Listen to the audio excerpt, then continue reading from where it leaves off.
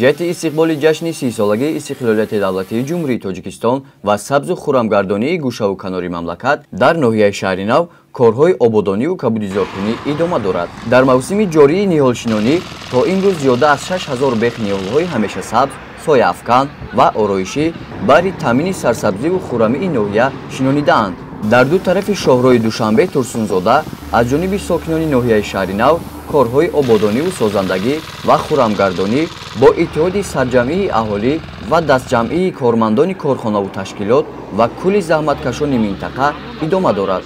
Барои сабзу хуррамгардонии гулгаштҳои шоҳро аз ҷониби мақомоти иҷроияи ҳокимияти давлатӣ, шуъбаи ҳифзи муҳити зист ва ҷамъиятҳои деҳот ба миқдори зиёда аз 5000 гулу буттаҳои ороишӣ ва дарахтони ҳамешасабз дастрас ва шинонида шуданд.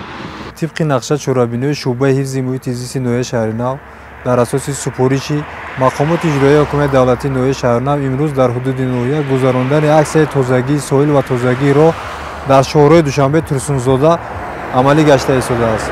در عکس مذکور زیاده از 600 نفر کارمندان کارخانه و تشکیلات و جماعت ها برآمده فعالانه اشتراک نموده اون گل‌هایی که در حدود شهرها موجود بودند پورا از علف‌های بیگانه تازه کرده شده با وضوح تامین گردیدند.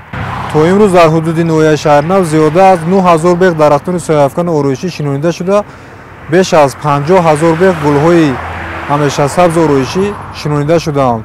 کل ساکنان نوحه شهر نو در عزم آنند که جشن‌های در پیش ایستاده از جمله 30 سالگی استقلال دولتی جمهوری تاجیکستان را سربلندانه پیشواز گیرند. ба гуфти масъулин имсол тибқи нақша дар ҳудуди ноҳия зиёда аз 10000 ниҳолҳои ҳамешасабзу сояафкан ва 4000 бех гулу гулбуттаҳои ороишӣ шинонида ҳамин гуна ҳашарҳои дастаҷамъона баҳри иҷрои саривақтии дурнамои ниҳолшинонии имсола дар дигар ҷамъиятҳои шаҳраку деҳот ҳам идома дорад. гузориши Соҳибнур Абдурасулов, Хуршед Алимов аз ноҳияи шаҳри Нав барои барномаи иттилоъоти Навид.